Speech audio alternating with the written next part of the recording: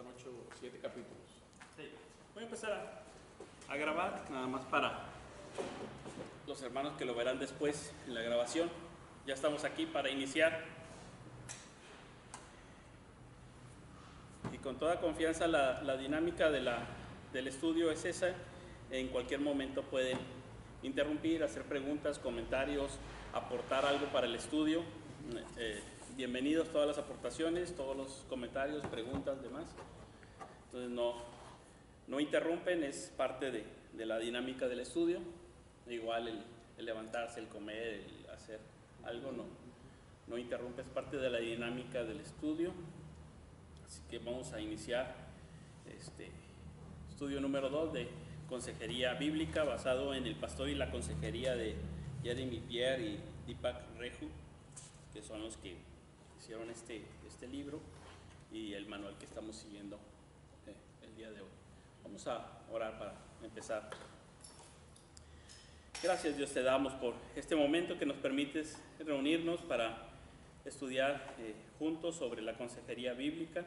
Ayúdanos, guíanos en todo y que tu Santo Espíritu nos dirija, que pueda ser un buen tiempo de aprendizaje mutuo y que podamos ser capacitados para ayudar a otros que en algún momento requieran de una palabra de ánimo, de aliento, de consuelo, de exhortación, que podamos ser usados por tu Santo Espíritu en medio de tu iglesia para servirnos unos a otros en amor.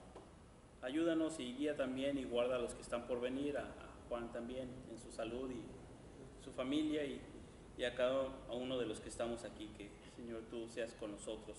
En el nombre de Jesucristo. Amén. Muy bien, la reunión pasada hablamos de el fundamento que hay detrás, el fundamento bíblico, teológico, doctrinal que tenemos detrás para la consejería bíblica. Y ahora vamos a ir sobre la reunión inicial. ¿Cómo va a ser la primera reunión cuando alguien dice que necesita un consejo tuyo, que necesita una plática, una orientación, que necesita algo, ya sea que lo inicie una persona que lo necesita o un familiar o amigo del que lo necesita o que lo inicies tú? Sí, puede ser que a lo mejor un hermano te diga, oye, puedes hablar con mi hijo, es que yo lo veo así, ok. O puedes hablar con mi tío, o puedes hablar con alguien, entonces ahí sí inicia. A veces son las mismas personas que vienen contigo, oye, necesito hablar contigo, ¿cómo ves? Traigo por aquí esta dificultad o esta crisis o este momento donde no veo muy claro y quisiera tu opinión, tu consejo. Entonces, digamos que acordamos vernos con la persona y le decimos, está bien, vamos a vernos. Vamos a orar al respecto, no quiero hablarte ahorita aquí en el pasillo así tan pronto, tu asunto es importante y quisiera considerarlo delante de Dios antes de hablar contigo. No quisiera hablarte aquí un domingo al salir y donde no hay privacidad y donde estamos así muy en frío, digamos, no. Mejor un tiempo de oración y ¿sabes qué? Nos vemos el jueves o el sábado o otro día, ¿verdad? Y entonces viene esa primera reunión que sería aquí lo que ellos llaman la reunión inicial. ¿Cómo nos preparamos para esa reunión inicial? Tenemos que tener en cuenta que ya hablamos de la metodología. La metodología consiste de 3 pasos. Es escuchar y luego considerar, reflexionar y luego hablar. Pero en cada una de estas cosas nosotros tenemos que examinar las respuestas de los corazones de las personas a Dios, a sí mismos, a otros y a las circunstancias, que es lo que hablábamos la clase anterior. Entonces nosotros tenemos que escuchar qué es lo que Él está o cómo está respondiendo a Dios, escuchar qué es lo que dice de sí mismo, qué es lo que dice de otros y qué es lo que dice de las circunstancias que le rodean.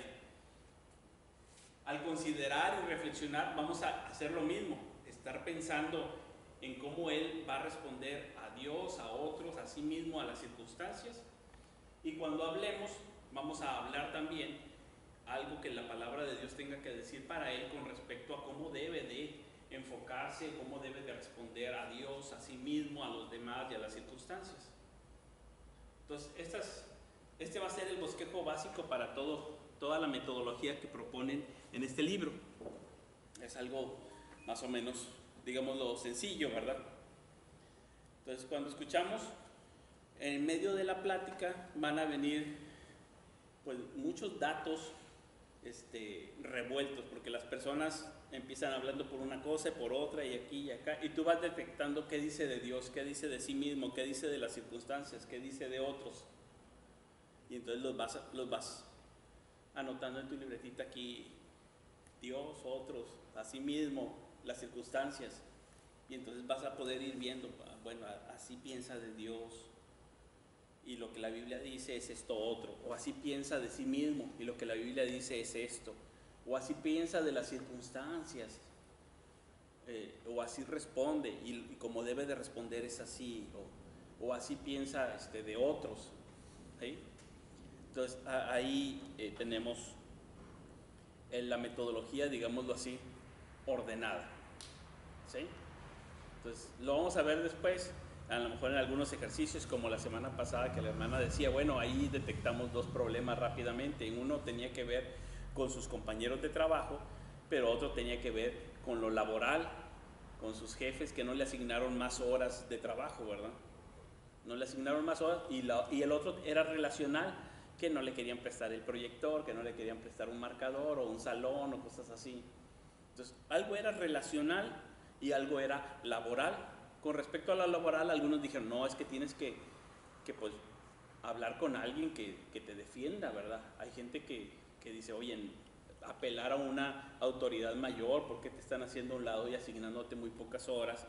Ese es tu trabajo y tienes todas las cualificaciones necesarias, tienes todos los cursos, todas las habilidades y simplemente te van degradando. Entonces ahí hay algo laboral. Y algunos decían, hay una manera de manejar eso laboral, porque la persona que está encima de ti no es autoritario, no es un jefe supremo, ¿verdad? Hay jefes sobre él a quien se puede apelar, ¿verdad? O hay instancias. Y en cuanto a lo relacional, algunos decían, bueno, no vale la pena que yo me pelee por esto, ahí le dejo. Y otros dicen, no, es que tienes que ser más sagaz en tu trato. Y entonces ahí hay algo que piensa de sí mismo, que piensa de Dios, que piensa de los demás, que piensa de las circunstancias, ¿verdad? Entonces ella pensaba de Dios como alguien que es justo, pero que esto no se va a quedar así, que un día Dios hará justicia. Y esa es una forma de pensarlo. Otros dicen, no, Dios es justo y entonces voy a apelar a los canales que hay de justicia aquí en el reino humano, por así decirlo. Hay formas de hacer justicia, ¿verdad? Porque una persona tiene derecho a sus logros laborales, ¿verdad? O sea, no pueden hacerte a un lado así nada más, ¿verdad? Porque hay un trabajo detrás y hay años, hay antigüedad y hay mucho trabajo hecho, ¿verdad? Y de ahí depende ingresos de la familia y muchas otras cosas, ¿verdad? En fin, entonces siempre tenemos que ver esta metodología y así traerla siempre en la mente, traer el diagramita en la mente, eso nos va a ayudar a la hora de aconsejar y de escuchar. Hay tres objetivos principales de la consejería. El primero es afrontar el problema o la situación que se está presentando. Normalmente dijimos que este es un momento de crisis, ¿verdad? Y esas crisis van a ocurrir en los cambios de una etapa a otra en la vida. Normalmente allí ocurren crisis, por ejemplo, el cambio de una etapa de la vida de la niñez a llegar a ser adulto, ahí hay una adolescencia donde puede ocurrir una crisis. O de estar soltero a estar casado, ahí hay un cambio que a veces provoca alguna crisis.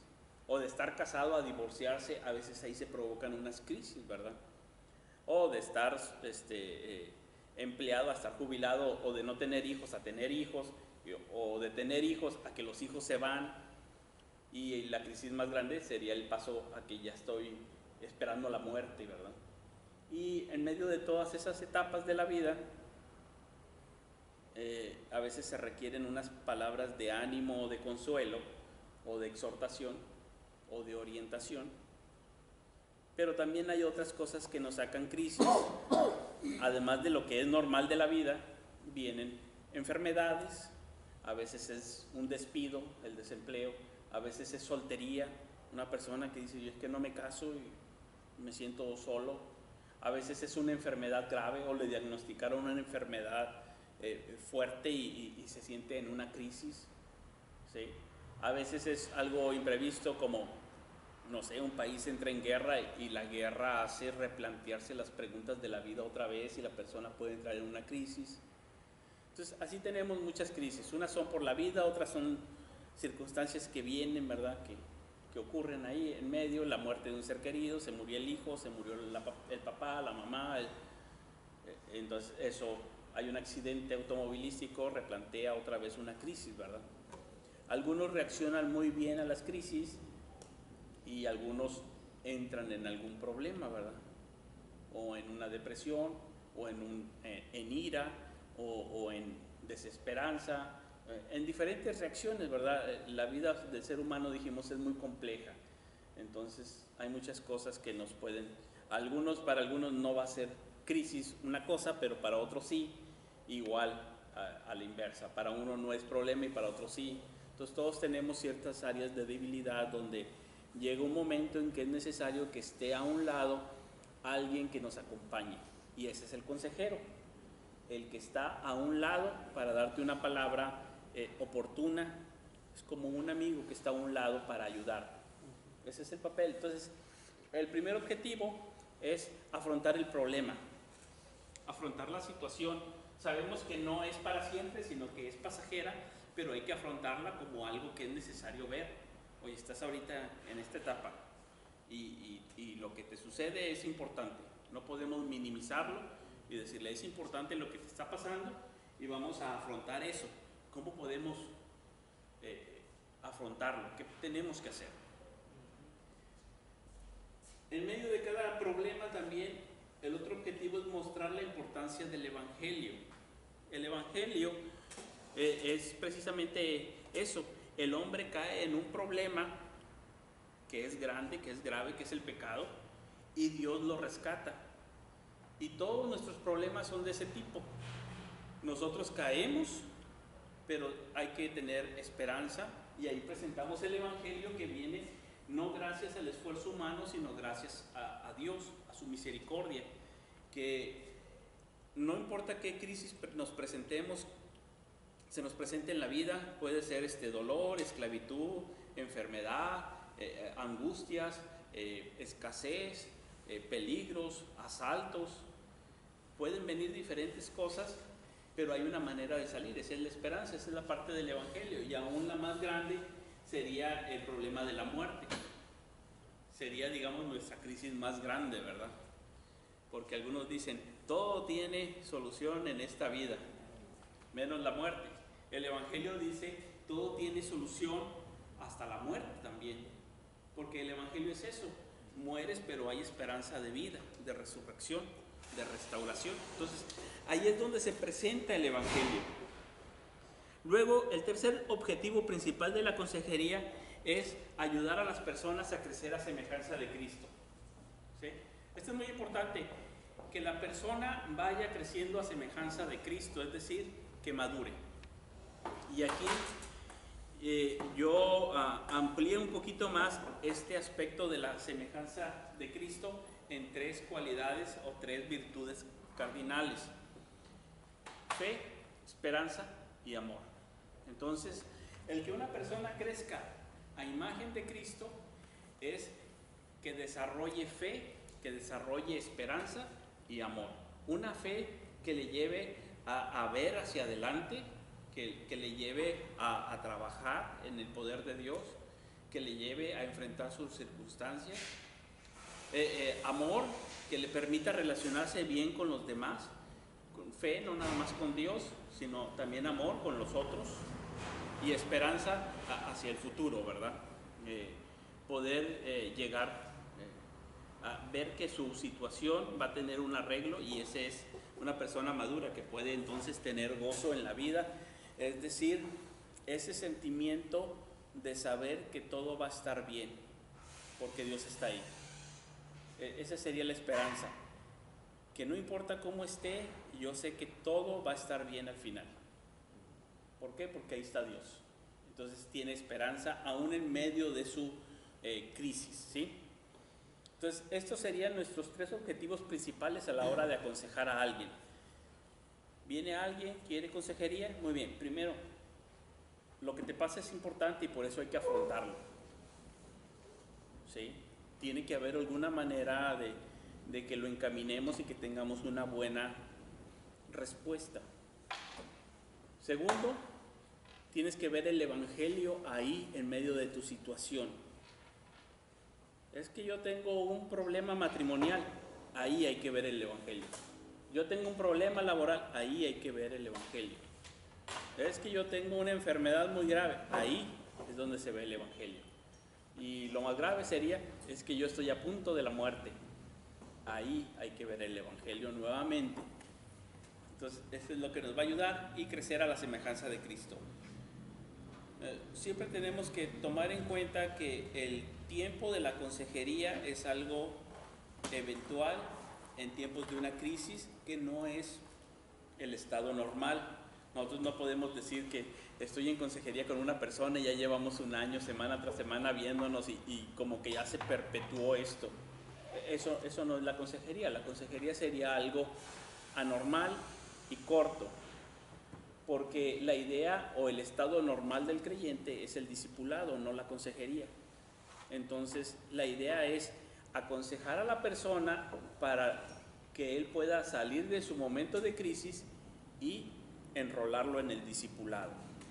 El discipulado es el estado normal del creyente, donde en comunidad puede estudiar la palabra, como ahorita nosotros estudiamos sin estar en una crisis, para que cuando vengan los tiempos de crisis sepamos qué hacer, ¿verdad?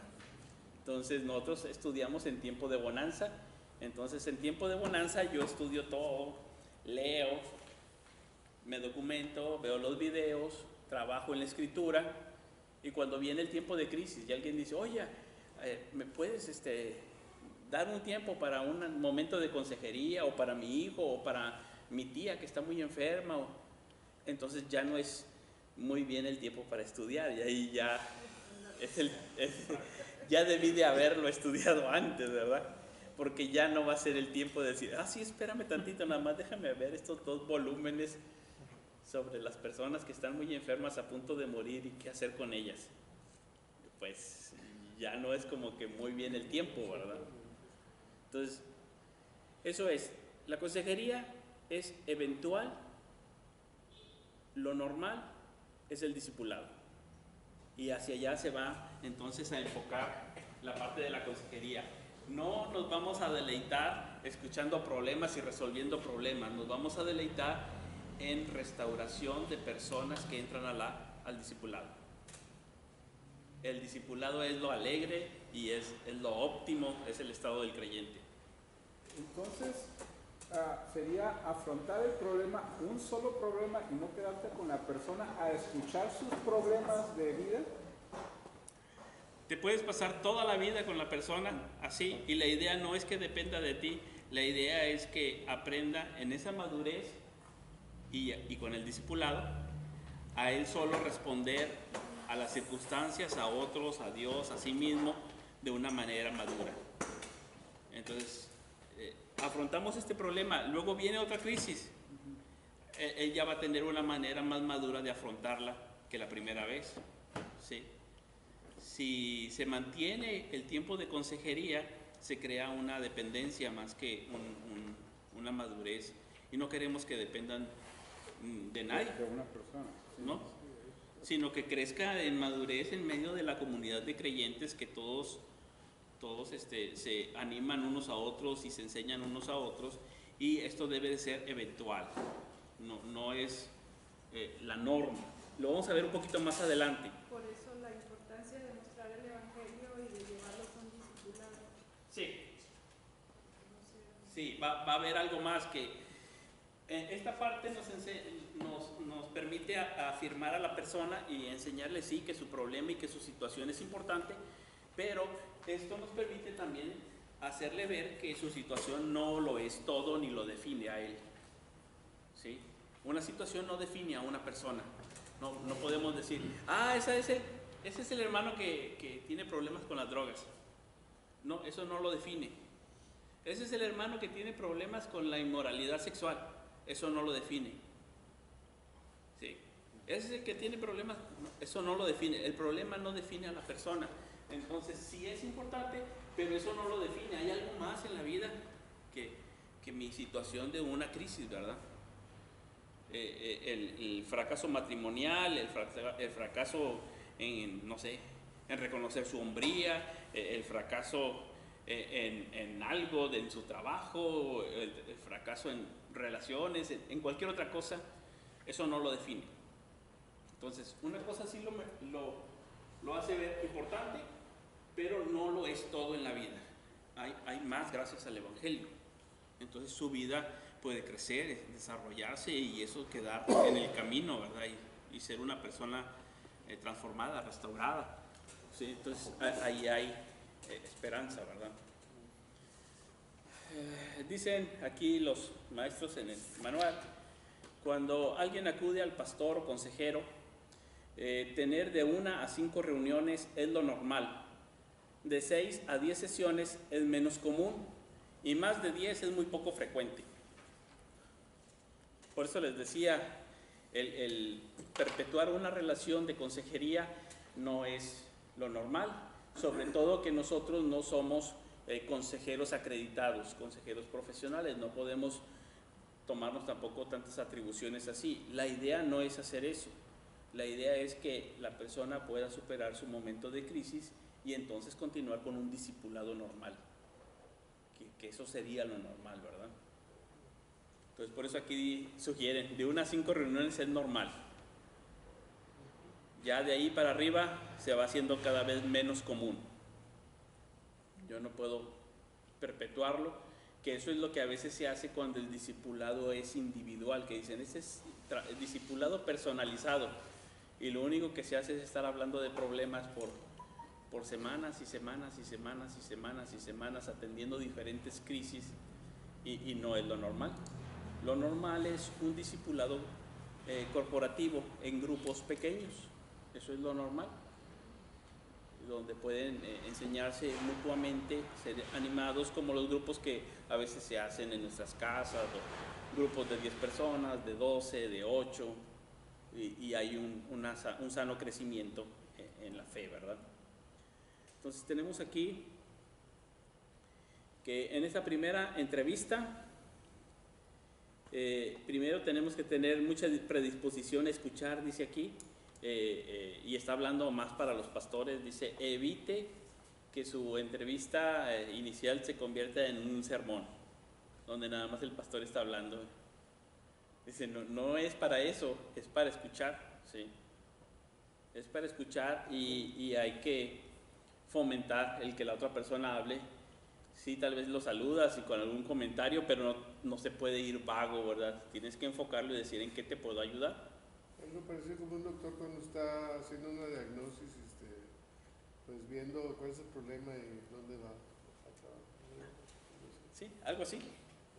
Algo así. Entonces, ahí tenemos que tener ese cuidado, evitar la tentación a ser nosotros los que hablemos y ya tenemos todas las respuestas sin haber escuchado las preguntas. ¿Sí?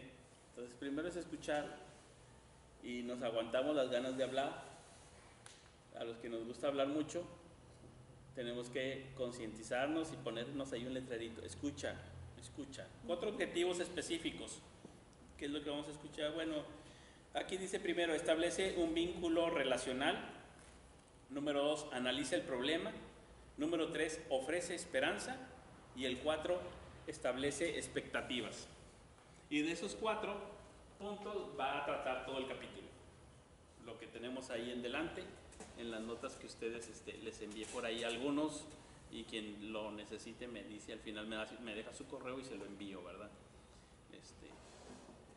¿Serían las 4 primeras reuniones? No, la primera reunión vamos a hacer estas 4 cosas. Tú tienes que planear tu primera reunión y hacer estas 4 cosas. En la primera reunión, cubrir ese boceto. Sí, y si van a ser nada más 5, tú ya tienes tu planecito, si van a ser nada más 1, si van a ser 3, no hagan más de 5, muy peligroso. Y poder mejor seguir adelante y siempre tomar en cuenta que la iglesia es más grande y que también hay otras disciplinas alrededor que son buenas y que ayudan, ¿verdad? Hay otras disciplinas alrededor. En estas cuatro cosas de la primera entrevista, más o menos como qué tiempo está bien utilizar en la persona. Se van a revolver las tres cosas. Nada más al final, sí tienes que cerrar bien estableciendo las expectativas, pero todo esto se va a mezclar en la conversación. Está muy difícil. Aquí el autor nos dice que escuchemos, pero a la vez que dirijamos una conversación, pero hay otros escritores que nos dicen que las conversaciones son enredadas y que uno no dirige una conversación, sino que uno se enreda en una conversación. Y cuando empiezas a hablar no sabes a dónde te va a llevar. Y una vez entrando en una conversación, esto es vivo, con una persona y otra persona, y entonces de repente sale se va, ¿verdad? Te enreda la conversación, ¿verdad? Entonces por eso ellos dicen que tienes que tener más o menos una guía, ¿verdad? Sí, estableciendo esto, yo creo que en el punto 3 ofrece esperanza, como en qué tiempo, porque ya te habló, ya lo escuchaste, ya todo, y ya Sí. vas a empezar a hablar tú. Sí, en los primeros dos vas a escuchar y en los segundos dos vas a hablar. Pero no es como que te doy media hora para que me hables, ahora yo media hora para yo hablarte. En realidad esto se mezcla tanto que de repente él habla 2 minutos y luego yo le respondo 30 segundos y luego él me habla 5 minutos y yo le respondo 2 minutos y va revuelto, pero en lo que hablemos tenemos que ofrecer esperanza. ¿Sí? Vamos a ver cada uno de estos puntos y ustedes lo pueden leer más ampliamente en el libro, pero tenemos, por cierto, aquí hago un break. Hay café, creo, todavía, si alguien desea, puede con toda confianza servirse café. Hay pan, hay unos panecitos muy buenos también que tienen queso. Tengo que morder yo uno para que todos se relajen y digan, podemos interrumpir. Si José Luis lo hace, lo podemos hacer.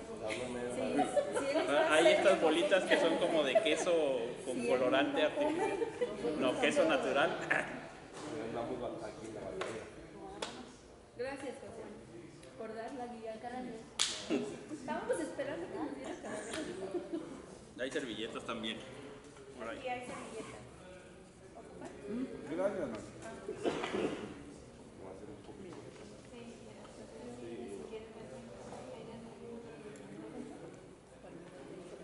puedes ver.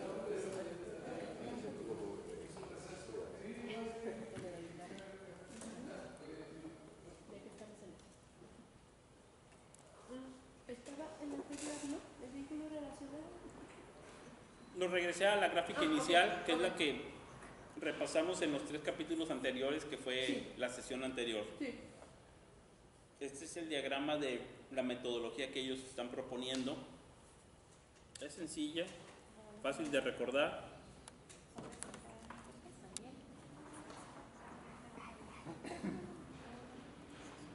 Vamos a escuchar lo que ellos piensan de sí mismos, cómo piensan de Dios, cómo piensan de los demás y cómo piensan de las circunstancias en las que están inmersos. Vamos a considerar, a reflexionar, a pensar, a preparar una respuesta con la Escritura de qué es lo que dice la Escritura, cómo debemos de relacionarnos con Dios o pensar acerca de Dios, de nosotros mismos, de los demás y cómo debemos de responder a las circunstancias según la palabra de Dios. Y luego cuando hablemos, ojalá y podamos hablar en estos 4 aspectos, ¿verdad? Dios, uno mismo, otros y las circunstancias. Esto puede ayudarle a ampliar un poquito, a lo mejor la visión o el panorama al hermano a quien estamos aconsejando y puede ayudarle a lo mejor a ver desde otra perspectiva la situación que atraviesa en ese momento, que para él puede ser muy crítica y que tal vez con eso le ayude a despejar un poco el panorama. Entonces, ese es el diagrama que ellos proponen y que van a estar repitiendo a través del libro.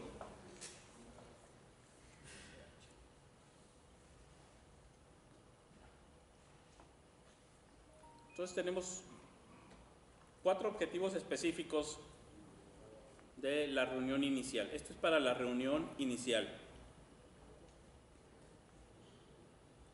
que si es la primera vez que lo hacen, van a estar muy nerviosos y van a tener que llevar preparada la reunión inicial, obviamente, ¿verdad? A lo mejor también la otra persona está nerviosa porque no sabe si confiar en ti o no confiar en ti, y contarte lo que te va a contar o no contártelo, y también si tiene cierta tensión, y ir preparado pues sería lo mejor, y no luego no saber cómo empezar, cómo terminar, o llevarte toda la hora. Si no estás preparado, te puedes llevar horas con la persona y a lo mejor hasta el final entrar en un tema, ¿verdad?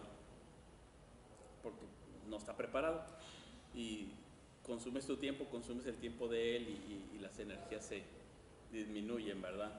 Aquello queda luego nebuloso porque fueron tantas palabras que ya no quedó muy claro a qué veníamos, ¿verdad?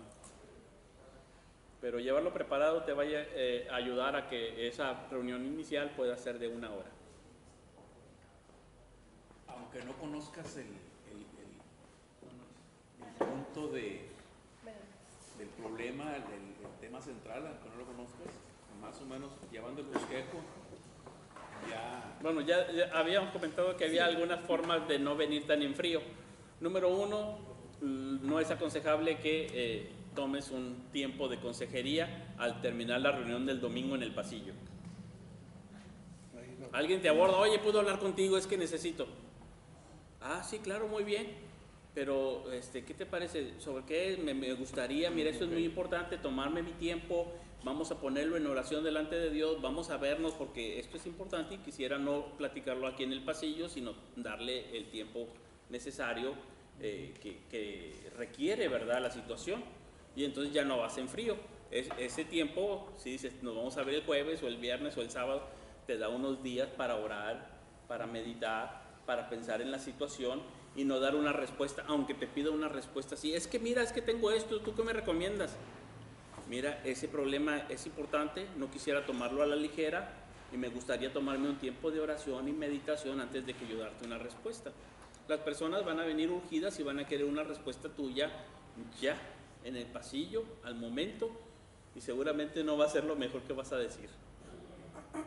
Porque tu mente no va a estar ahí, va a estar enfocada en otras cosas, ¿verdad? Vas a estar desconcentrado en otras tantas cosas, ¿sí? Ellos piensan que vas a derramar sabiduría con cada cosa que digas, y no es así. Entonces, ¿qué es lo que haces primero? Ganas tiempo diciéndole, vamos a tomarlo con importancia en su momento, en una reunión formal, hacemos una cita aquí, una agenda, y no en el pasillo donde ni siquiera privacidad hay, ¿verdad? Y ahí está el pastor hablando con alguien urgentemente el domingo al final. Otros quieren saludarlo y él está ahí, otros se acercan a saludar y luego se acerca el de la ofrenda y luego se acerca no sé quién y está ahí como que quiere escuchar a la persona y a la vez la escucha y no la escucha. Y el pastor dice, pues que tengo que atenderlo, y en vez de darle una cita, lo que hace es que no es ni su mejor momento, ni la mejor forma, ni el mejor consejo que pudiera ser. Entonces eso te lleva a que no estés tan frío, ¿sí? Yo no soy partidario de esas cosas de tenemos que hablar. ¿Y de qué? No, dime de qué para yo venir preparado, no tengo que venir en frío. ¿Cuál es el misterio de venir en frío, verdad? Tenemos que hablar, ¿de qué será? ¿Qué hice? Pero en cambio tenemos que hablar, mira, sobre esto y de esto. Ah, bueno, me permites a mí pensar, reflexionar, meditar, orar y venir, ya no en frío, ya sabiendo qué, y aprovechar la hora a la que nos juntamos. Yo en mi trabajo no cito a decir el director de finanzas y al director de cadena de suministro y a no sé quién más, los voy a citar a una junta y no les digo, a ver, ¿para qué? Vamos, tenemos que hablar, una junta. Pues ellos me van a decir, ¿qué quieres ver? Pues para venir preparados. Yo no voy a citar gente a una junta que ni siquiera les digo de qué es. Si les digo de qué es, hasta se vienen ya preparados. Traen informes, traen reportes, traen datos, traen esto. Cuando hablamos, ya vienen todos, no en frío, sino en caliente, ¿verdad? Ya vienen así con los datos, ¿verdad? Es que vamos a hablar sobre esto y esto y esto. Ah, ok. Se traen los datos, ¿verdad? Se traen la información o vienen ya mentalizados a ello. Entonces, siempre es, la reunión inicial no es en un pasillo. Es en un tiempo donde vienes ya de saber sobre qué vas a hablar y en oración. ¿Sí? No vienes tan en frío. Aunque siempre es bueno. Primer punto, dijimos, establece un vínculo relacional. Y aquí nos va a decir el autor que tenemos que generar confianza, tratar con misericordia, tratar con amor y con respeto. Ahí lo pueden ustedes leer y se amplía en su libro. Yo a veces aquí batallo y nada más les platico lo que recuerdo, pero ustedes lo pueden leer más claramente. El primero dice confianza. Lo más importante al ganarse la confianza de alguien es mostrar humildad, escuchando bien y hablando con consideración. Entonces ahí habla de consideración, de humildad. Dijimos que todo esto detrás tiene un trasfondo teológico, ¿verdad? Es difícil, la confianza no se gana tan fácil. Normalmente si vienen contigo es porque ya te han visto tiempo en la iglesia, han visto tu forma de actuar, te han escuchado a lo mejor en el coro, o predicando, o dando un estudio bíblico, o haciendo algún servicio o ministerio en la iglesia, o con los niños, o con las mujeres, o algo. Te han visto y entonces se acercan. No es tan fácil generar confianza, ¿verdad? Entonces aquí lo ponen como algo importante. Definitivamente alguien confiable es alguien discreto también. Eso es esencial, no tenemos ni por qué decirlo, ¿verdad? Pero ahí lo mencionamos. El siguiente, misericordia. Teniendo en cuenta que las personas normalmente cuando están enfrentando una crisis y se atreven ya a hablar con alguien, vienen muy sensibles a ser juzgadas. Vienen con esa sensibilidad a veces de decir, ¿y qué me va a decir esto? No quiero que me juzguen por esto. Y entonces hay que actuar con misericordia, ¿verdad? No tenemos por qué tener otra disposición, sino la de la misericordia, como Dios también ha tenido misericordia con nosotros cuando éramos perdidos, hostiles al Evangelio. Él tuvo misericordia de nosotros y eso es lo que tenemos que recordar siempre cuando hablemos con alguien que se encuentra en una crisis, porque la tendencia es a no mostrar misericordia y condenar el acto. Sobre todo hay algunas, cada quien digamos que tiene sus áreas, ¿cómo le llamaré? De irritabilidad. A lo mejor a alguien no le irrita una cosa y a otro sí, ¿verdad?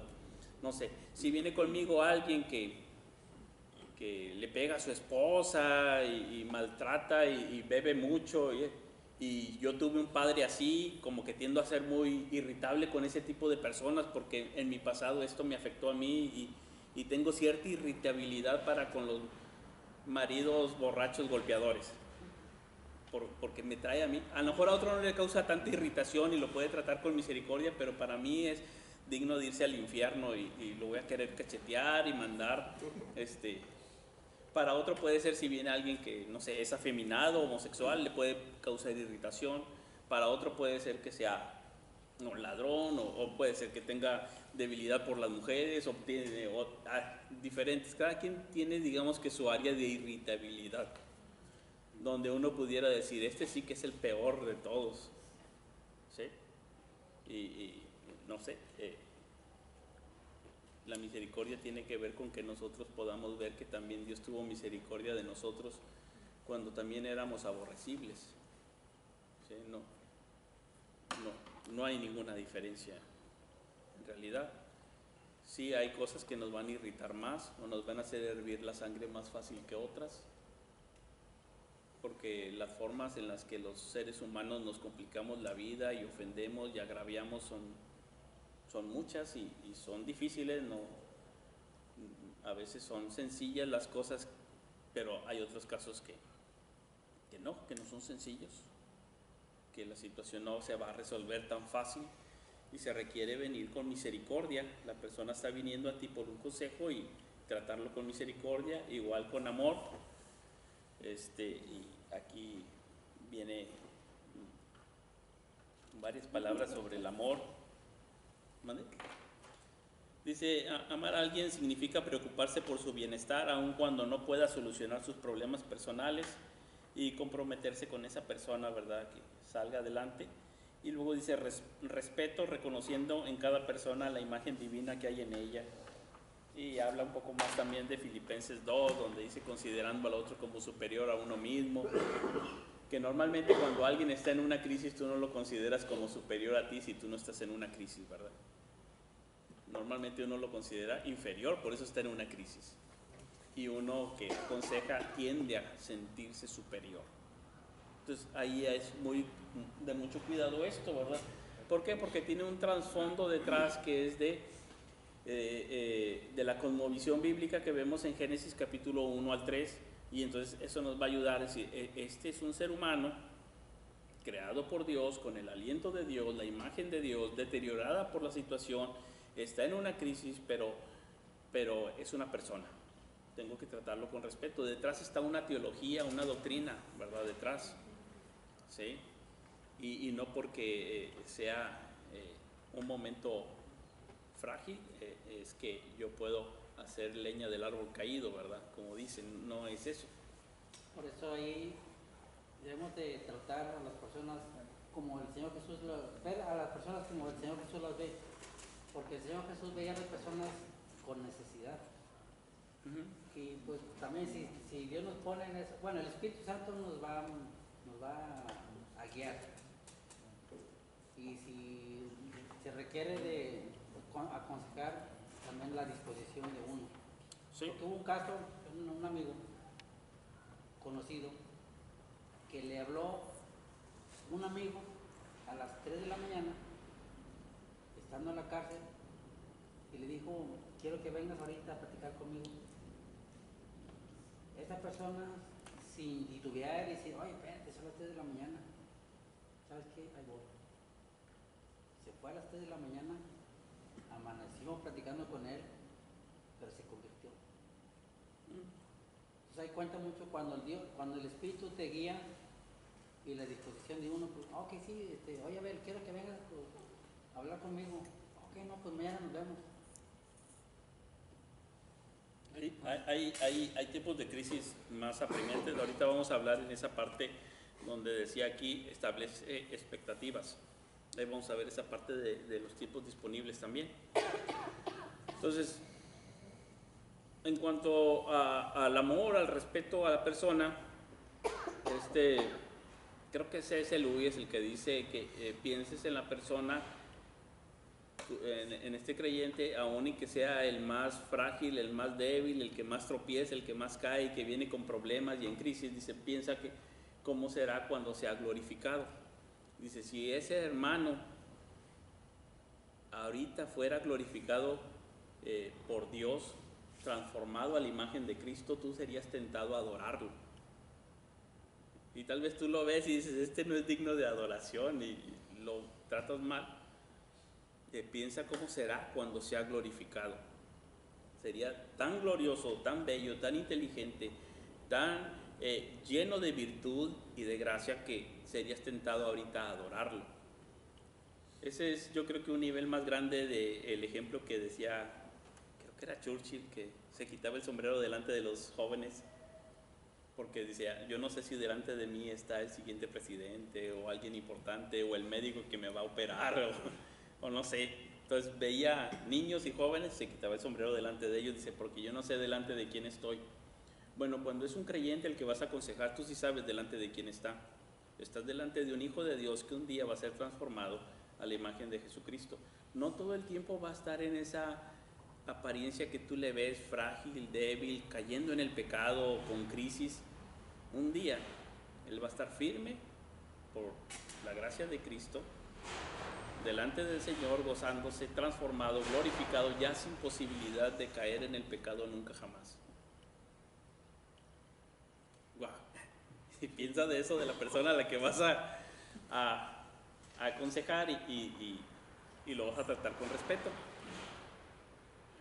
aunque el presente no parezca tan respetable, porque a veces sí nos pervertimos, nos degradamos a tal forma que no parecemos tan respetables.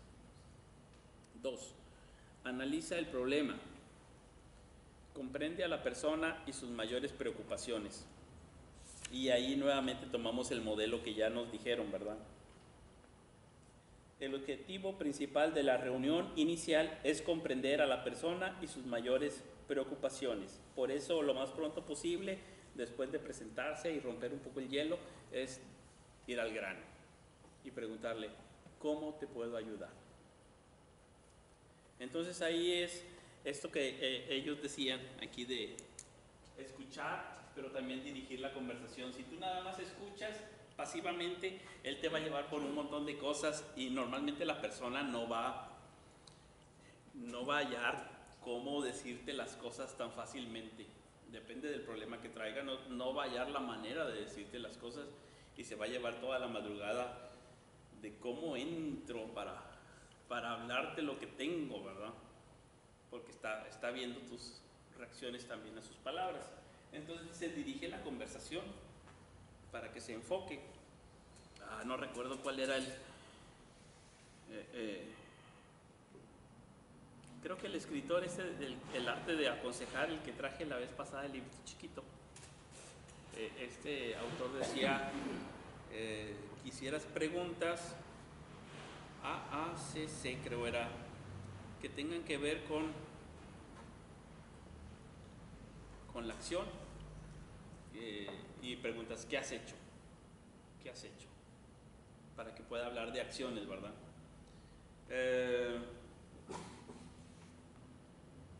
Ya se me olvidó. Es que siempre tienen una forma mnemotécnica que conmigo no funciona. Entonces dice, ¿qué has hecho? ¿Cómo te sientes? ¿Cómo te sientes? Entonces, que pueda hablar de sus sentimientos, no nada más de sus acciones. Algunos son más fáciles para expresar sentimientos que acciones, y otras acciones ¿qué piensas de esto? ¿Qué deseas? Entonces, dice, esas cosas van apuntando al corazón, ¿verdad? De la persona. Y dejan las cosas. Ellos dicen, introdúcete por eso dice aquí preguntas profundas. Introdúcete luego al tema, ¿verdad? ¿Cómo te puedo ayudar? Entonces ya entramos en el tema, ¿verdad? Y luego haz preguntas profundas. Después se los debo, como decía que este hombre, si me permiten un minuto mientras se comen un cheto, se los digo. Una concha.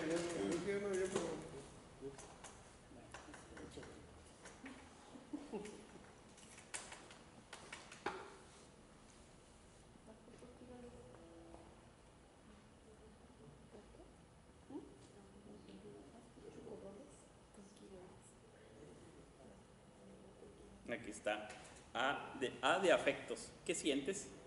A de acciones. ¿Qué has hecho? C de cognición. ¿Qué piensas? Y C de corazón. ¿Cuál es el deseo de tu corazón? Entonces dice, haz preguntas. Y él decía, para que no se te revuelva. Y a mí se me revolvieron. AACC. ¿Sí? Afectos, acciones, cognición y corazón. Entonces ya dice, ¿qué sientes? ¿Qué has hecho? ¿Y qué piensas? ¿Y cuál es el deseo de tu corazón? Y entonces dice, esas no son preguntas superficiales, sino son preguntas que lo llevan a él a expresarse. Tampoco son preguntas cerradas que le lleven a decir sí o no, sino son preguntas abiertas que le deben de permitir hablar, ¿sí? De una manera que se dirija, ¿verdad? Que no vaya desenfocado y que se vaya dirigiendo. ¿Qué has hecho? ¿Qué piensas? ¿Qué sientes? ¿Cuál es el deseo de tu corazón? Entonces, son preguntas que nos pueden ayudar para la reunión inicial. Y el apéndice D, toma notas organizadas. No sé si leyeron el apéndice D, pero es una forma muy sencillita. Ni para qué se los trato de explicar, ¿verdad? Lo ven y ahí es una forma de tomar notas sencilla y poder pensar una vez con las notas ordenadas más claramente de qué puedo responder con respecto a la escritura, porque se espera en una consejería que uno responda algo, ¿verdad? Y es mejor ir a la escritura o poder decir, déjame revisarlo o consultarlo, y así lo consulto con alguien más sin saber el nombre de quién es, alguien más me puede, ya con las notas le puedo decir, mira, sí, sobre esto, y ya te puede recomendar algo, ¿verdad? Sí, con toda la discreción que conlleva el caso, pero alguien más puede ayudarte, ¿verdad? No estás solo en la vida tampoco. Bueno, ese es el punto número 2. Punto número 3, ofrece esperanza. Y ahí, para ofrecer esperanza necesariamente tenemos que ir a la palabra de Dios. Si es que decimos, como decimos, que la palabra del Señor es suficiente, entonces tenemos que demostrarlo, y para ello obviamente nosotros debemos de tener detrás un background de estudio bíblico. Yo recomiendo que mínimo nosotros sepamos cuál es la tesis principal de estos libros. Eso nos va a ayudar casi para todas las situaciones de crisis que afronta el ser humano. Job, Salmos, Proverbios, Eclesiastés y Cantares. Ahí vamos a ver cuál es la perspectiva de Dios con respecto a los problemas del sufrimiento, a problemas de sufrimiento y de amistades, y también con amigos y seres indeseables o deseables, y cuál es la perspectiva hacia las injusticias de la vida y cualquier otra situación debajo del sol, y cuál es la perspectiva de Dios con respecto también al matrimonio y a todas las situaciones que ahí aparecen. Si nosotros podemos entender cuál es la tesis principal de estos libros y le agregamos por ahí el Sermón del Monte, Génesis 1, 2 y 3, yo creo que con eso es suficiente para que nosotros tengamos una respuesta bíblica para la persona en la situación que se encuentra para la consejería. ¿Sí? Si no lo sabemos, lo estudiamos ahorita que es tiempo de paz y bonanza, y cuando sea tiempo de crisis, que el Señor nos ayude. Podemos tal vez ver qué es lo que dicen estos libros y decir, mira, esta es tu situación y aquí está esto en la Escritura. Y esto es lo que yo veo aquí en la Escritura, ¿verdad? Entonces, eso va a ser de mucha utilidad para que tenga la perspectiva correcta, o sea, el temor del Señor, el principio de la sabiduría. Eso es Job, es lo que nos dice, que ahí está el principio de la sabiduría en el temor del Señor. Salmos lo vuelve a repetir, en el temor del Señor. Proverbios lo vuelve a decir, incluso dice que ahí está la fuerte confianza en el temor del Señor y que ahí va a estar el principio de la sabiduría. Eclesiastés nos va a volver a llevar hacia allá y nos va a llevar hacia el temor del Señor para la sabiduría en medio de un mundo con situaciones que nos parecen vanas, huecas, deprimentes. Incluso Cantares, ese no va a decir exactamente, ese tienen que interpretarlo bien, pero también nos va a llevar aún para los problemas matrimoniales y la situación del sentido de la vida en el matrimonio en Cantares. Agregamos Génesis 1, 2 y 3, que nos va a mostrar quién es el ser humano, cómo es delante de Dios, quién es Dios y cuál fue su respuesta, cómo cayó en pecado y cuál fue el mensaje del Evangelio para la restauración. Y agrego el Sermón del Monte, si acaso lo podemos bien interpretar y ver qué es lo que está ofreciendo ahí en el Sermón del Monte como restauración el Señor para diferentes problemas. Creo que con eso mínimo podemos nosotros tener una buena sesión de consejería, sea cual sea el problema, sin ser simplistas. ¿Okay? Si no hacemos eso, pues vamos a hacer lo que hacen muchos conferencistas cuando quieren ofrecer esperanza, y es agarrar frases célebres del internet, buscarlos en Google y decirte un montón de frases. Si la vida te da limones, haz limonada. Oh, bien. Y que no sé qué, que sabe qué. Y la narración de no sé qué, que la hormiguita y el no sé qué, y el que se cayó en el pozo y el que le... Así, ¿verdad? Y vamos a tener muchas cosas muy bonitas que ver ahí en el internet y que la persona lo puede ver en el internet, pero eso sí es ser simplista. Porque ahí no está la solución. La solución está en la palabra de Dios y ella es suficiente para transformarnos y restaurarnos y llevarnos entonces adelante en medio de la vida y de sus complicaciones, ¿verdad? y llevar el Evangelio, la obra de Jesucristo.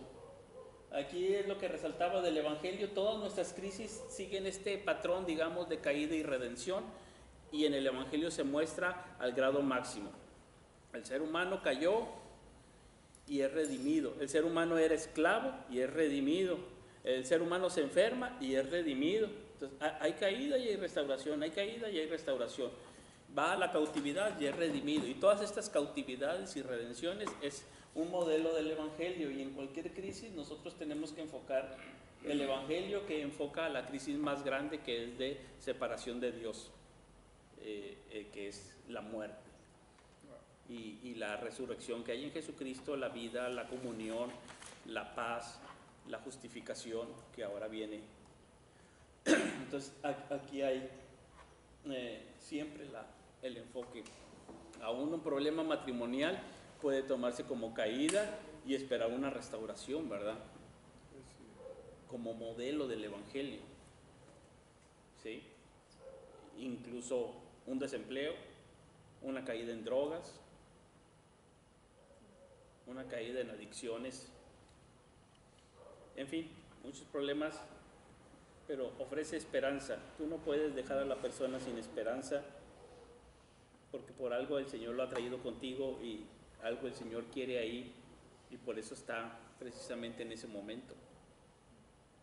Porque Dios providencialmente arregló las cosas para que él tuviera esperanza. Y por eso llegó ahí, a ese momento. Porque Dios, en su infinita sabiduría que controla todas las cosas, lo trajo precisamente a ese momento para que escuchara una palabra de esperanza gracias a la obra de él. Y aquí es donde entra también la comunidad de creyentes al ofrecer esperanza en la comunidad de la iglesia. La iglesia ha de ser una comunidad restauradora que ofrece esperanza, y que la persona puede encontrar que ahí hay vida, restauración, que ahí hay ánimo, que ahí hay consuelo, confort, que ahí hay ese desafío a seguir adelante en la comunidad de los creyentes y no en la soledad. Entonces, ahí es importante siempre tener palabras de esperanza, aunque por dentro nosotros sintamos que esa persona requiere palabras de condenación. Esa es la tentación más grande ahí del consejero, quiere condenar. Es decir, no te está pidiendo tu condenación, él ya viene súper condenado a sí mismo, si no está viniendo aquí por una condenación. ¿Sí? Tiene que ver por dónde está el camino de esperanza.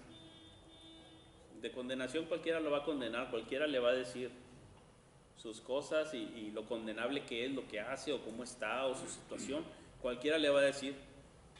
Él mismo tal vez se las dice, se aborrece a sí mismo, pero no viene por palabras de condenación.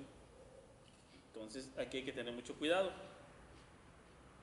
Establece expectativas. Ellos nos dicen que no puedes concluir tu primera sesión, aunque des palabras de esperanza, sin establecer algunas expectativas y decirle, mira, nos vamos a ver en la siguiente reunión, pero yo necesito que tú tengas cierta preparación espiritual en esta semana antes de volvernos a ver.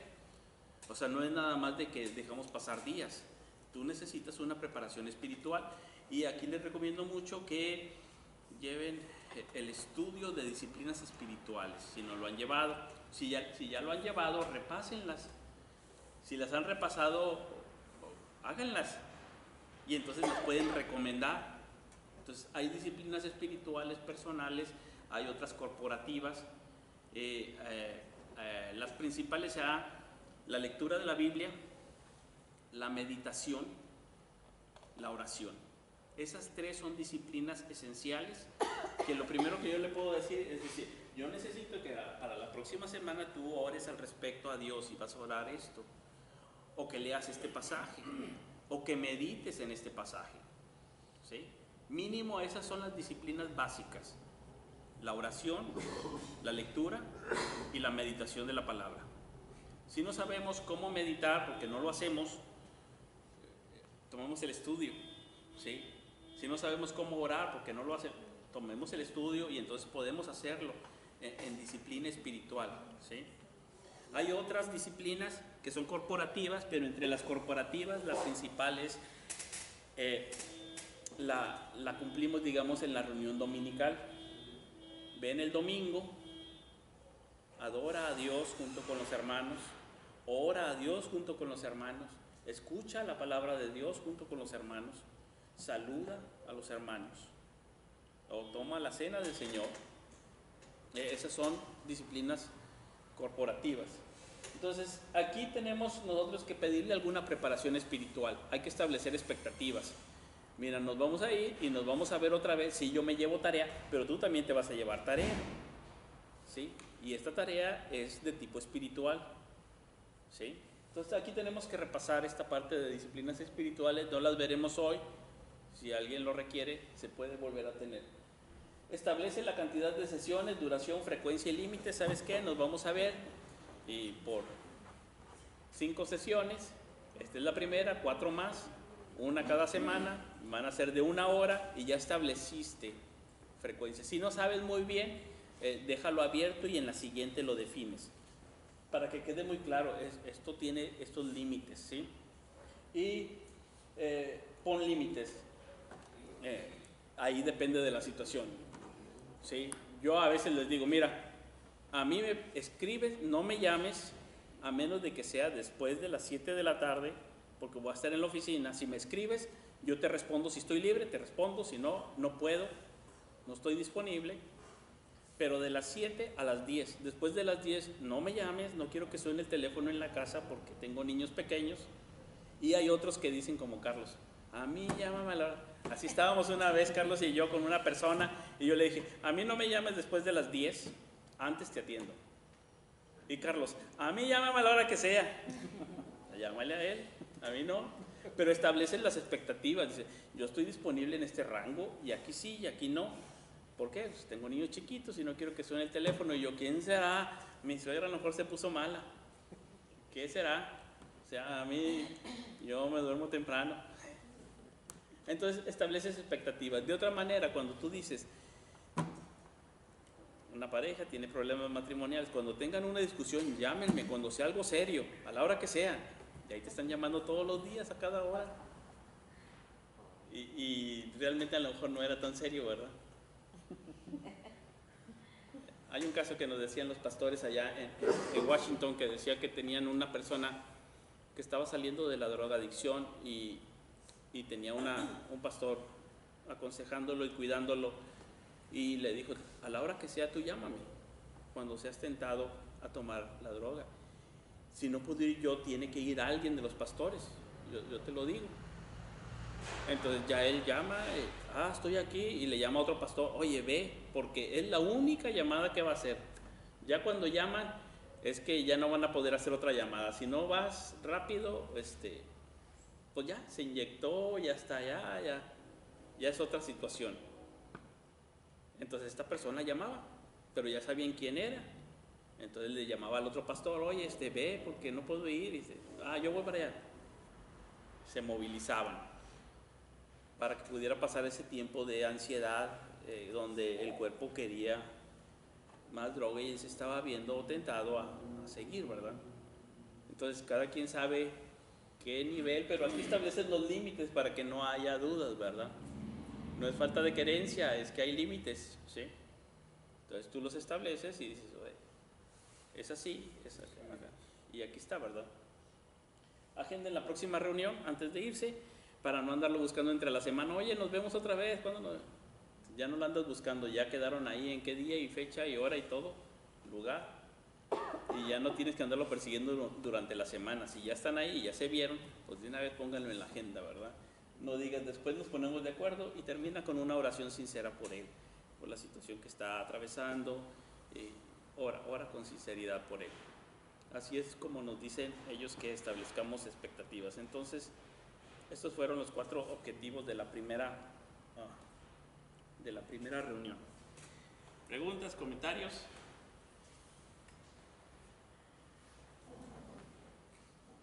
Entonces ya saben qué hacer en la primera reunión, y ahora meterlo ahí y no divagar, y se puede. Y es más productivo, la persona se siente escuchada, se siente atendida, y que fue productivo lo que invirtió ahí de tiempo, y que está pues sí siendo atendido y aconsejado por alguien. Los escucho.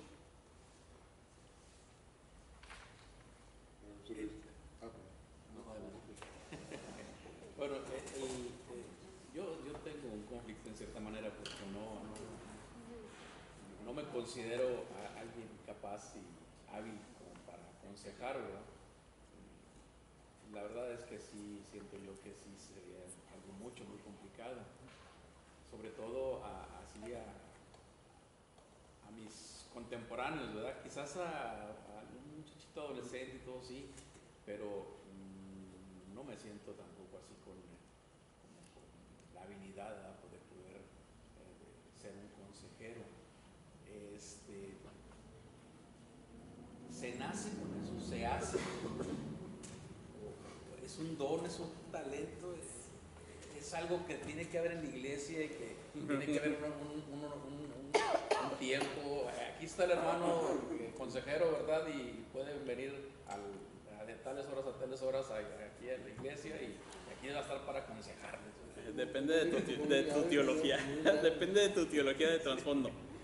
Un ejemplo, yo normalmente le decía a Carlos cuando iniciábamos, mira Carlos, yo tengo el don de maestro, yo quiero enseñar y eso es lo que quiero hacer en la iglesia, yo tengo el don de maestro, creo que el Espíritu Santo me ha capacitado para hacer esta labor. Y él me decía, no tienes el don de maestro, José Luis, lo que tú tienes es que has desarrollado esa habilidad de enseñar y te has capacitado y lo has procurado, que ahora tienes esa habilidad para enseñar, no como un don, sino como una habilidad desarrollada donde tú te has enfocado y disciplinadamente has trabajado. Y dije, bueno, está bien, no tengo el don de maestro, pero quiero enseñar. Ok, entonces es algo que se discipline. Entonces cuando alguien enseña o predica y dicen, no le entendí muy bien, y luego yo enseño o predico, le entendí muy bien.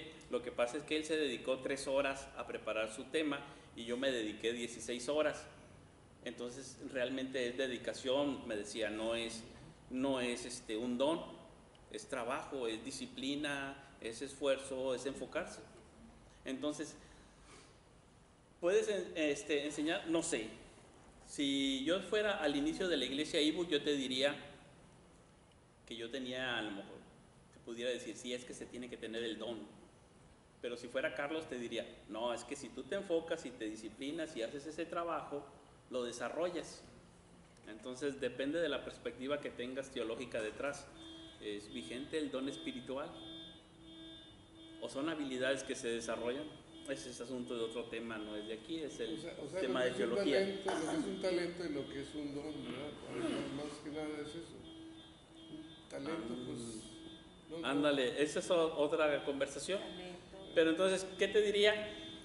Te diría que a lo mejor, y el Señor te permita tener, aunque no consideres que sea tu mejor virtud o tu don, el que puedas por lo menos tener una plática significativa con tus nietos cuando sean más grandes y puedan llegar al Evangelio.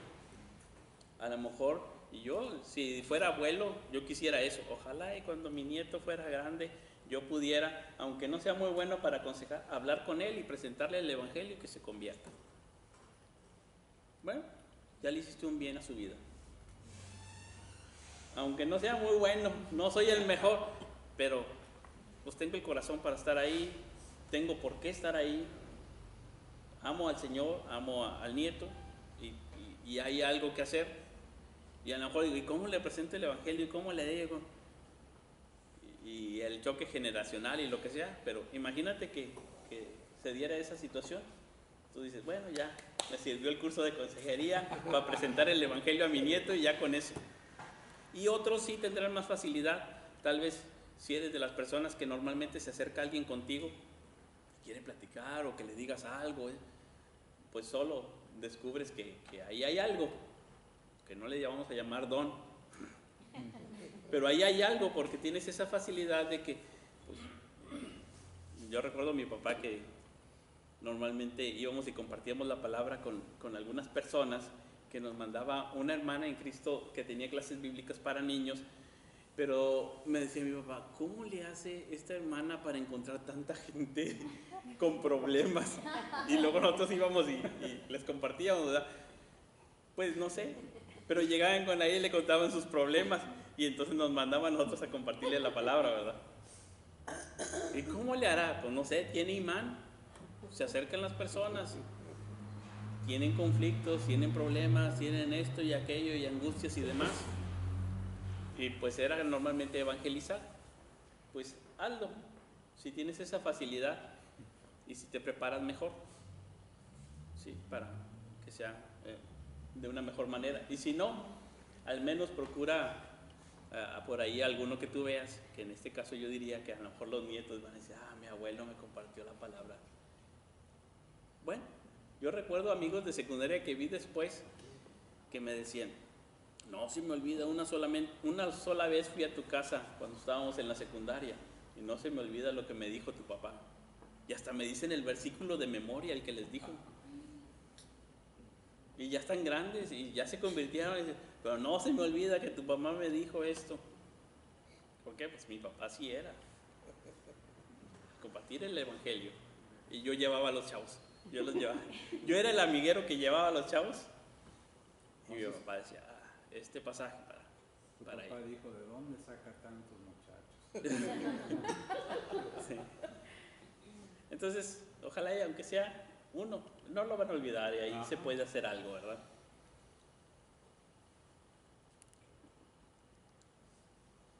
Sí, porque las situaciones son mucho, muy diferentes. Ahorita que decías, bueno, para poder tener un panorama amplio así, pues hay que leer desde Job y pasar por los Salmos y por Eclesiastés, Cantares. Y se me vino a la mente Job, ¿verdad? Que ahí tuvo 4 aconsejándole y diciéndole y todo, ¿verdad? Y cuando el problema de Job era otro, ¿verdad? Y ya cae uno en la conclusión que dice, oye, no, todos estos tipos debieron de haber escuchado a José Luis, ¿verdad? No, yo no soy experto consejero, estamos siguiendo el manual de Reju. Yo normalmente no aconsejo a nadie. Ojalá y nada más mis hijos me escucharan. Sí. Aquí tengo a mi hija, perdón. Ándale. Sí, entonces sí lo veo como una situación bastante, con mucha responsabilidad, nada más. Bueno, esto es para facilitar la reunión inicial nada más y dar un panorama de no ir tan en blanco y facilitar esa reunión inicial. ¿Qué de quienes solamente quieren pedir consejo por teléfono? Esa es una moda ahora de que en el chat o que por mail o por teléfono y esas cosas impersonales no fructifican mucho estar ahí chateando con alguien. Normalmente cuando detectas que es algo importante le dices, oye, nos vemos esto y sacas una cita, ¿verdad? Vas a fomentar el que sea cara a cara, el poder tener esa confianza, esa cercanía, y si no es nada más alguien que quiere poner gorro y preguntar y esto. Es que el amigo de un primo tiene este problema y así, ¿verdad? Y casos hipotéticos donde ni sabes bien, ni ves las intenciones, ni tienes retroalimentación, es muy difícil eso. Entonces, normalmente yo pongo, pues habría que analizar el caso, porque la escritura dice esto, pero también hay esto, y pues hay muchas vertientes, así que apenas analizar el caso. Oye, ¿qué dice la Biblia de una persona que está así, así, así, que vive así, así, así? ¿Qué dice la iglesia sobre esto? Oh, pues las cosas son complejas, no es sencillo y esto, y que no sé qué. Y alguna respuesta vaga y general, porque están diciendo algo así. Pero si hay algo, pues hay que hablar en persona. Por chat y teléfono y así está muy complicado. Sí que algunas personas requieren por teléfono porque a lo mejor tienen otro tipo de problemas y no se puede, ¿verdad? Bueno, es claro ahorita yo creo que esta parte, la siguiente sesión, si Dios lo permite, vemos el siguiente capítulo que sería el número 5 y en el número 5 trabajando para el cambio. Así que nos vemos la próxima semana, de una vez agendamos, pero ustedes se van a quedar con tarea. José Luis, Eso es lo que dice. Perdón por la pregunta, donde dice, en esta primera entrevista implica, no se puede regresar. Todo viene en el libro. Sí, pero me llama la atención la palabra predisposición a escuchar, ¿sí? O sea, que a veces uno como que se niega.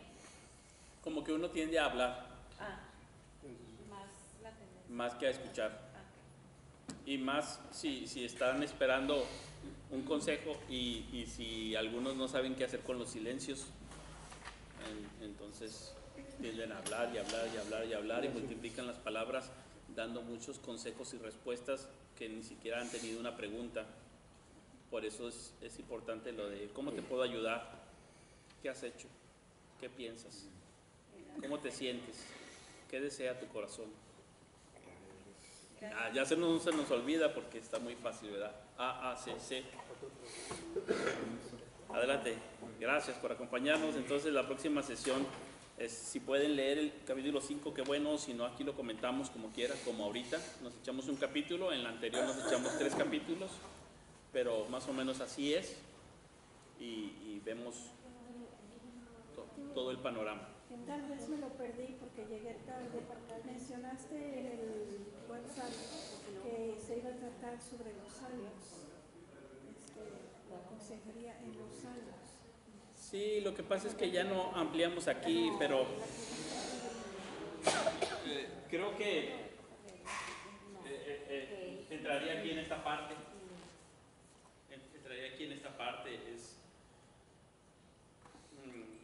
Hay una tendencia en el cristianismo de ocultar las crisis o las dificultades que no vemos en los salmos, por ejemplo. Los salmos son muy transparentes y entonces de repente ves a uno bien angustiado, a otro dudando, otro diciéndole a Dios, Dios, ¿hasta cuándo me vas a resolver mis problemas?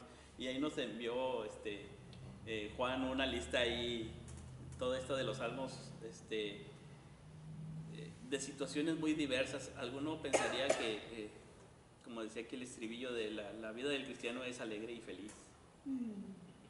Como si el cristiano ideal o el cristiano maduro sería como una persona,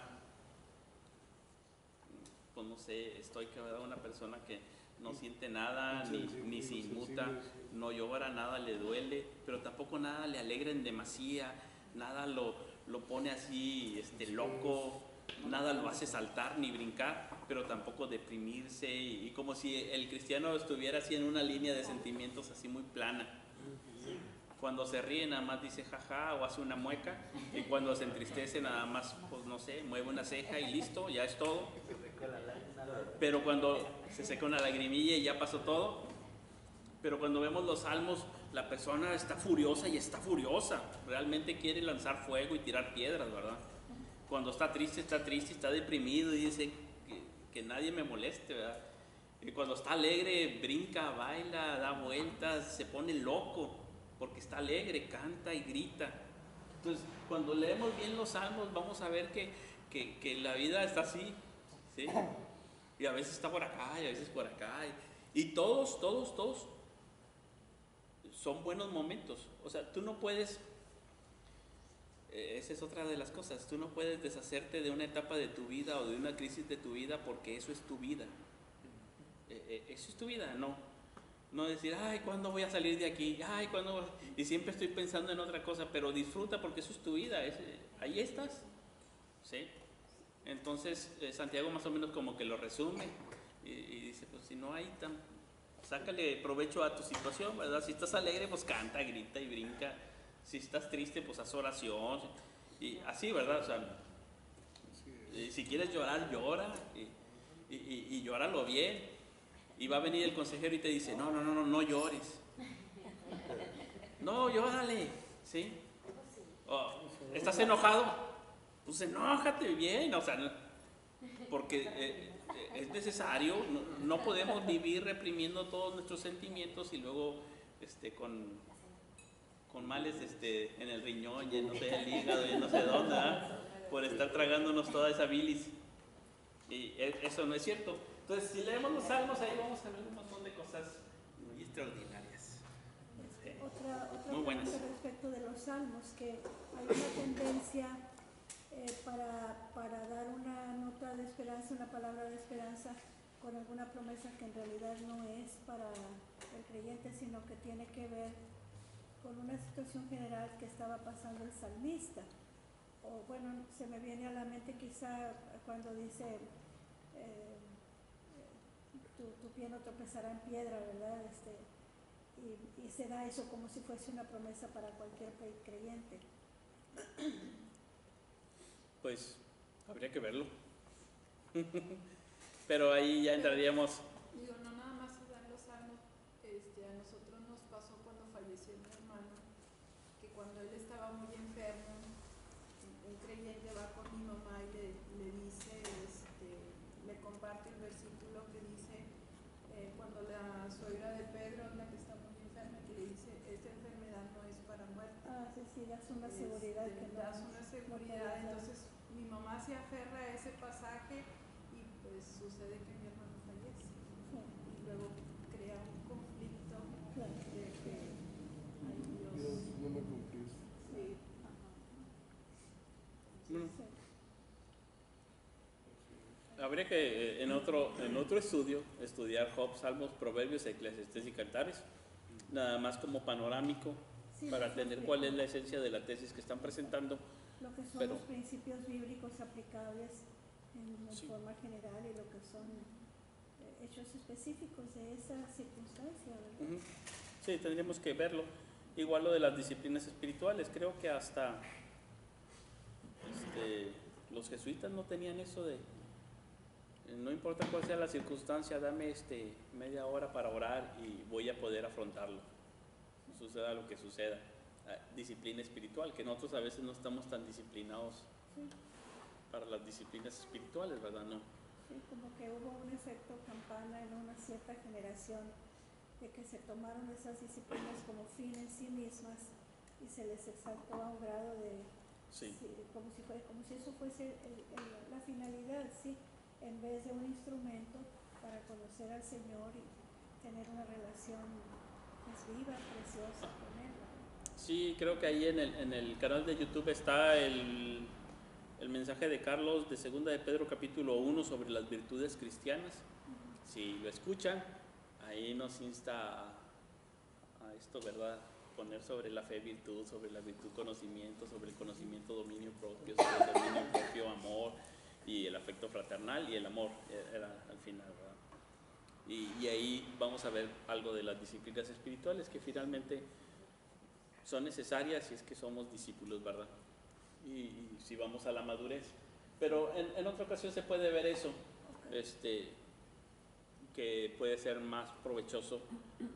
Bueno, es para nosotros provechoso, pero la idea es buscar que sea provechoso para cuando tengamos que aconsejar a alguien en algún momento. Pero sí, nosotros tener el panorama amplio de que así es. Yo creo que hay mucha insistencia hoy en día en hablar de la depravación del hombre, mucha insistencia en condenar y hablar de la depravación y lo malvado que es nuestro triste y pobre corazón, que luego no se ofrece esperanza. Y no podemos terminar ninguna sesión sin ofrecer esperanza. Y aquí la vamos a ver también en cada uno de estos. Los finales no son tan trágicos, aún en Eclesiastés que se ve bien trágico, el final cambia, ¿sí? Y hay una esperanza que viene ahí, de temer al Señor, ¿verdad?